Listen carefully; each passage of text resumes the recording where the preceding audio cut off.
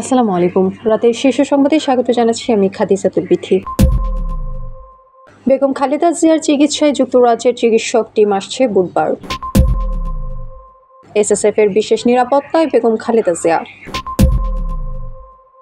10 ফেব্রুয়ারি জাতীয় নির্বাচন ভোট গ্রহণের ইঙ্গিত ইসির।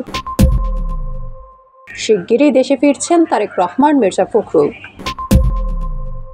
সেনাবাহিনী পারে পার্বত্য অঞ্চলে শান্তি প্রতিষ্ঠা করতে টিআইবি। বেগম খালেদা জিয়ার সুস্থতা কামনায় হেফাজত আমিরের দোয়া মাহফিল। রাজনৈতিক দলকে নিষিদ্ধ করে কোনো সমাধান হয় না। বেগম জিয়াকে নিয়ে উৎকণ্ঠার মধ্যেও আলোর রেখা দেখতে পাচ্ছি রিজভী। ছবিতে বাংলা মত তৈরির গোপন আস্তানার সন্ধান। বরগুনা জেলা বিএনপির সব কমিটি বিলুপ্ত ঘোষণা। 12 কেজি এলপিজি সিলিন্ডারের দাম বাড়ল 38 টাকা।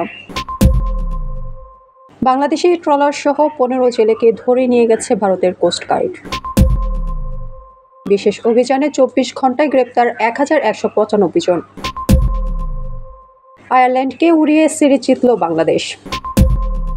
ইমরান খানকে মানসিক নির্যাতন করা হচ্ছে, কারাগারের সাক্ষাতের পর বোন উজমা। মস্কোয় পুতিনের সঙ্গে বৈঠকে বসছে মার্কিন প্রতিনিধি দল। শুনছিলেন শোনার ব্যাপার বিস্তারিত। যুক্তরাজ্যের চিকিৎসক টিম আসবে বুধবার 3 ডিসেম্বর। মঙ্গলবার সন্ধ্যায় নাম প্রকাশ না করার শর্তে গণমাধ্যমকে এই তথ্য নিশ্চিত করেছেন খালেদা জিয়ার চিকিৎসক দলের একজন সদস্য। এর আগে দুপুরে প্রেস ব্রিফিংয়ে বেগম খালেদা জিয়ার ব্যক্তিগত চিকিৎসক ও বিএনপি স্থায়ী কমিটির সদস্য ডাক্তার AZM জাহিদ হোসেন জানান, রাজধানীর এবারকের হাসপাতালে চিকিৎসাধীন বেগম জিয়াকে মেডিকেল বোর্ডের পরামর্শ ছাড়া বিদেশে নেওয়ার সুযোগ নেই। ডাক্তাররা যে চিকিৎসা দিচ্ছেন সেটি উনি গ্রহণ করতে পারছেন, তবুও বিদেশে যাওয়ার মতো পরিস্থিতি আছে কিনা মেডিকেল বোর্ডের সদস্যদের পরামর্শ নেওয়া হচ্ছে। যুক্তরাজ্য থেকে এসে বিশেষজ্ঞরা তাকে দেখবে, দেখার পরে ওনাকে যদি বিদেশে নেওয়ার প্রয়োজন হয় বা বিদেশে নেওয়ার মতো অবস্থায় আছেন বলে মনে করেন, তখন ওনাকে বিদেশে নেওয়া হবে। তিনি আরো বলেন, আমাদের সব ধরনের প্রস্তুতি নেওয়া আছে। সর্বোচ্চটা মনে রাখতে হবে, রোগীর বর্তমান অবস্থা এবং মেডিকেল বোর্ডের পরামর্শের বাইরে কোনো কিছু করার সুযোগ এই মুহূর্তে আমাদের নেই। বিএনপি চেয়ারপারসন ও সাবেক প্রধানমন্ত্রী খালেদা জিয়াকে অতি গুরুত্বপূর্ণ ব্যক্তি ঘোষণার পর থেকে স্পেশাল সিকিউরিটি ফোর্স তার নিরাপত্তা দেওয়া শুরু করেছে। মঙ্গলবার দুপুর 2:20 এসএসএফ সদস্যরা আনুষ্ঠানিকভাবে বেগম খালেদা জিয়াকে নিরাপত্তা প্রদান শুরু করেন। বিষয়টি গণমাধ্যমকে নিশ্চিত করেন বিএনপির মিডিয়া সেলের সদস্য শাহরুল কবির খান। বেলা 2টার দিকে রাজধানীর এবারকেয়ার হাসপাতালে এসএসএফ সদস্যদের গাড়ি প্রবেশ করতে দেখা যায়। নির্বাচন কমিশনার আনোয়ারুল ইসলাম সরকার জানিয়েছেন, ত্রয়োদশ জাতীয় সংসদ নির্বাচন ও গণভোট আগামী ফেব্রুয়ারির দ্বিতীয় সপ্তাহে অনুষ্ঠিত হবে। মঙ্গলবার তিনি এই বিষয়টি জানিয়ে ভোটের সম্ভাব্য একটি তারিখ নিয়েও ইঙ্গিত দিয়েছেন। জাতীয় নির্বাচন ও গণভোট কবে নাগাদ অনুষ্ঠিত হবে এ প্রশ্নের জবাবে এসি আনোয়ারুল বলেন, ফেব্রুয়ারির সেকেন্ড উইক 8 ফেব্রুয়ারি থেকে 12 ফেব্রুয়ারির মধ্যে সংসদ নির্বাচন ও গণভোট অনুষ্ঠিত হলেও অসুবিধা নেই। এক্ষেত্রে 8 ফেব্রুয়ারি থেকে 1-2 দিন পরে কিংবা 12 ফেব্রুয়ারি থেকে 1-2 দিন আগেও হতে পারে, অর্থাৎ মাঝামাঝি কোনো সময় হতে পারে। ইসি আনোয়ারুল বলেছেন, ফেব্রুয়ারির 8 তারিখ রোববার এবং ফেব্রুয়ারি 12 তারিখ বৃহস্পতিবার, সেই হিসেবে মঙ্গলবারের দিকে সংসদ নির্বাচন হতে পারে। ইসির এই তারিখ নির্দেশনার আলোকে মঙ্গলবার 10 ফেব্রুয়ারি হয়। তাহলে কি 10 ফেব্রুয়ারি নির্বাচন হবে বলে পরোক্ষভাবে ইঙ্গিত দিলেন এই নির্বাচন কমিশনার। এদিকে তফসিল ঘোষণা ও ভোটের তারিখ নিয়ে আগামী রোববার কমিশন সভা অনুষ্ঠিত হবে, সেখানে সব তারিখ নির্ধারণ করা হবে। এক্ষেত্রে 2-3 দিন সময় রেখে বা বৃহস্পতিবারের দিকে তফসিল ঘোষণা করা হতে পারে। বিএনপি চেয়ারপারসন বেগম খালেদা জিয়ার চিকিৎসার শারীরিক অবস্থা পর্যবেক্ষণ করে তার ছেলে ও দলের ভারপ্রাপ্ত চেয়ারম্যান তারেক রহমান দেশে ফেরার সিদ্ধান্ত নেবেন বলে জানিয়েছেন দলের মহাসচিব মির্জা ফখরুল ইসলাম আলমগীর। শারীরিক অবস্থা অপরিবর্তিত থাকলে তারেক রহমান শিগগিরই দেশে ফিরবেন বলেও জানান তিনি। মঙ্গলবার গণমাধ্যমকে এ তথ্য জানান মির্জা ফখরুল বলেন, বর্তমান পরিস্থিতিতে সবাইকে ধৈর্য ও ঐক্য বজায় রাখতে হবে। চেয়ারপারসনের সুস্থতার স্বার্থে আমরা সবাই একসঙ্গে কাজ করছি। প্রতিদিনই দেশ বিদেশ থেকে বেগম খালেদা জিয়ার সুস্থতা কামনায় দোয়া ও শুভকামনার বার্তা আসছে বলেও জানান বিএনপির মহাসচিব।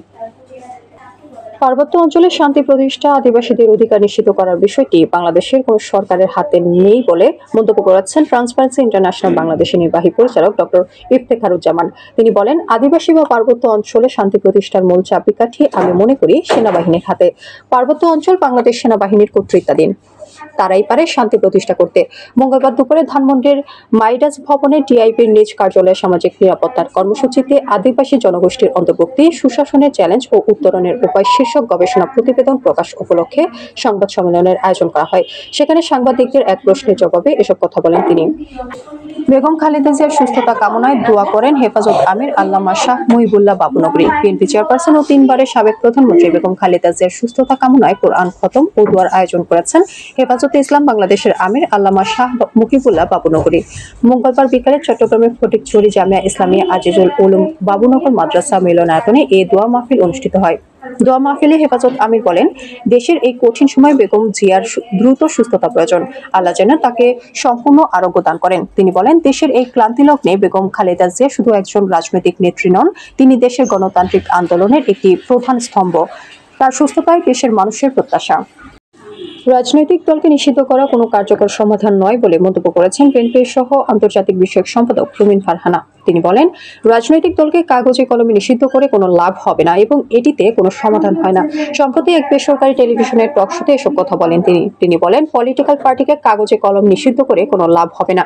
জামায়াতকে শেখ হাসিনা লাস্ট মোমেন্টে নিষিদ্ধ করেছিল। এর আগেও জামায়াত শিবিরের নিবন্ধন বাতিল করেছিল। সকলভাবে চেষ্টা করা হয়েছে দলটিকে কোণঠাসা করে একেবারে শেষ করে দেওয়ার, কিন্তু সেটি পারেনি। নিষিদ্ধ করে আসলে কোনো সমাধান হয় না।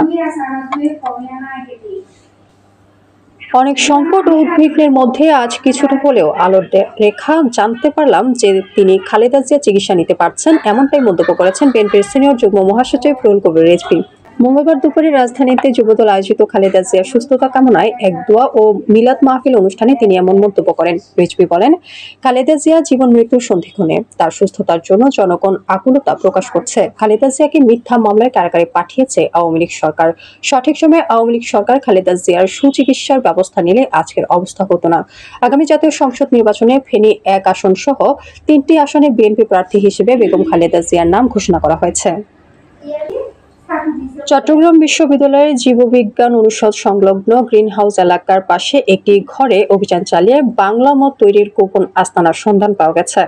এ সময় বিপুল পরিমাণ বাংলা মদ ও বন্য প্রাণী শিকারের অস্ত্র উদ্ধার করা হয়। এই ঘটনায় 2 জনকে আটক করা হয়েছে। সোমবার রাত 12:30টায় গোপন সংবাদের ভিত্তিতে বিশ্ববিদ্যালয়ের প্রক্টোরিয়াল বডি জীববিজ্ঞান অনুষদ সংলগ্ন গ্রিন হাউস এলাকার ব্রিজের উত্তর পাশে একটি ঘরে অভিযান চালায়। এতে নেতৃত্ব দেন প্রক্টর ডক্টর হোসেন শহীদ সোহরাওয়ার্দী ও সহকারী প্রক্টর নুরুল হামিদ কানন। অভিযানে প্রায় 40 লিটার বাংলা মদ জব্দ করা হয় এবং মদ প্রস্তুতকারী সুমন চাকমা ও তার সঙ্গে থাকা এক নারীকে আটক করে কর্তৃপক্ষ।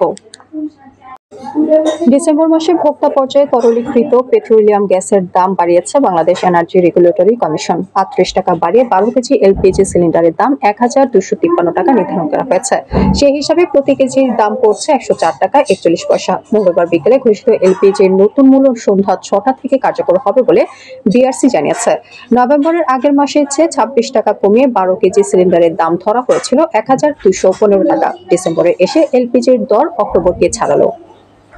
বাংলাদেশের ট্রলার সহ 15 জেলেকে ধরে নিয়ে গেছে ভারতের কোস্টগার্ড। তাদের দাবি, ট্রলারটি ভারতের জলসীমায় প্রবেশ করে মাছ ধরছিল।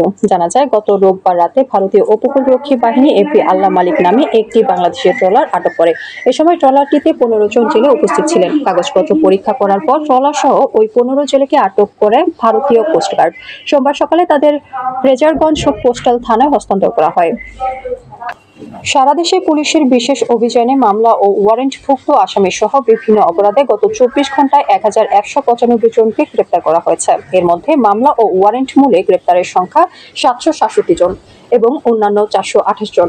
মঙ্গলবার পুলিশ সদর দপ্তরে এআইজি AHM শাহাদাত হোসেন এ তথ্য জানান।